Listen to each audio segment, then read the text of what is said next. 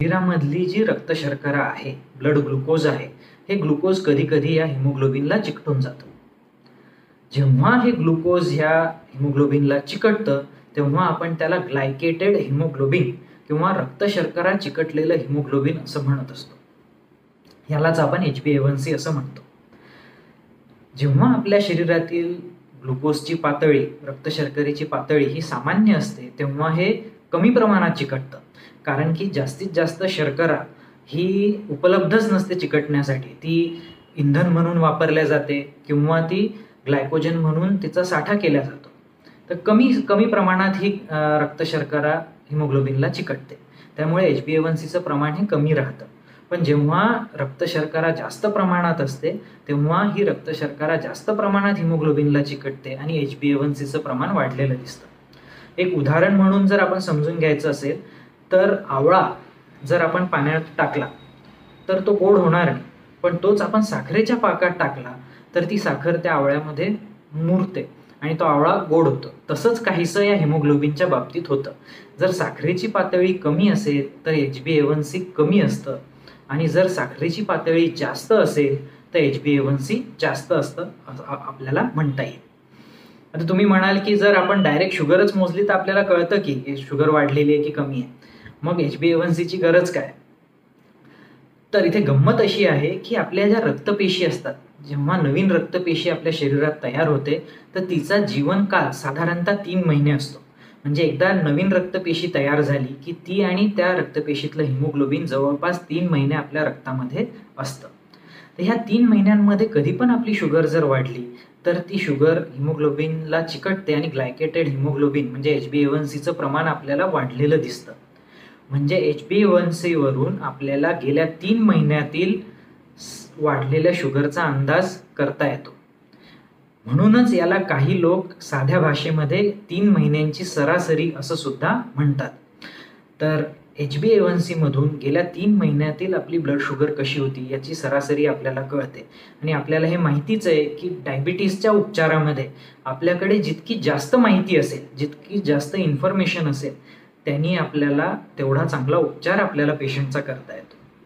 म्हणजे आपण जेव्हा एकदाच शुगर मोजतो तेव्हा आपल्याला त्यावेळेस शुगर किती आहे एवढंच कळतं. पण जेव्हा HbA1c आपण मोजतो तेव्हा आपल्याला गेल्या 3 महिन्याचा अंदाज शुगरचा येतो की किती वाढलेली शुगर होती. आणि ह्याचा फायदा आपल्याला उपचारासाठी आणि कॉम्प्लिकेशन्स टाळण्यासाठी करता येतो. HbA1c जर सामान्य असेल, सामान्याच्या जवळ असेल तर कॉम्प्लिकेशन्सचा धोका, गुंतागुंतीचे आजार होण्याचा धोका हा कमी असतो आणि HbA1c जर जास्त असेल तर कॉम्प्लिकेशन्सचा धोका हा जास्त असतो. त्यामुळे कुठल्या डायबिटीसच्या पेशंटला धोका जास्त आहे हे आपल्याला लवकर कळतं आणि साखरेचं नियंत्रण चांगलं ठेवण्यासाठी आपल्याला मदत होते. आता अंदाज करा की जर आपल्याला 3 महिने सलग शुगर तपासायला सांगितली तर किती वेळा टोचावं लागेल? HbA1c एकदाच टोचलं तरी आपल्याला 3 महिन्याचा अंदाज देतं. त्यामुळे हे खूप सोपं, सुटसुटीत आणि फायद्याचं असं इन्व्हेस्टिगेशन आहे. ह्याच्याशिवाय आपल्याला प्री डायबिटीज आणि डायबिटीजचा निदान, डायग्नोसिस लवकर करण्यासाठी सुद्धा HbA1cची मदत होते. सामान्यपणे HbA1c हे 5.7 5.7 याच्यापेक्षा कमी असतं.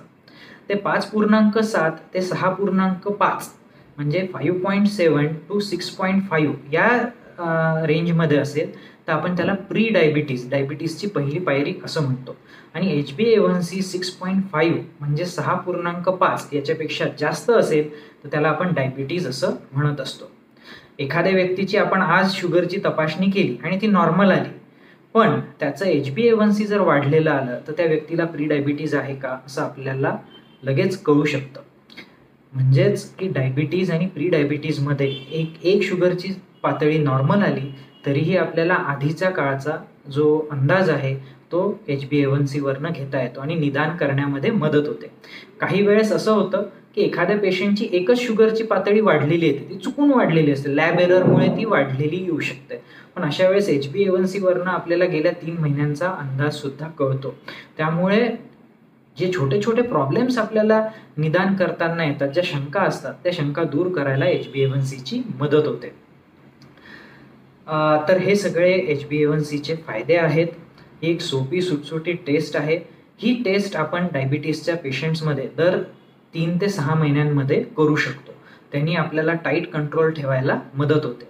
डायबिटीसच्या रुग्णांनी कमीत कमी दर 6 महिन्यांमधून एकदा ही टेस्ट केली तर त्याचा फायदा होतो असं आपल्याला दिसलेलं आहे. म्हणून दर 6 महिन्यातून एकदा HbA1c तपासणी आपण करायला पाहिजे.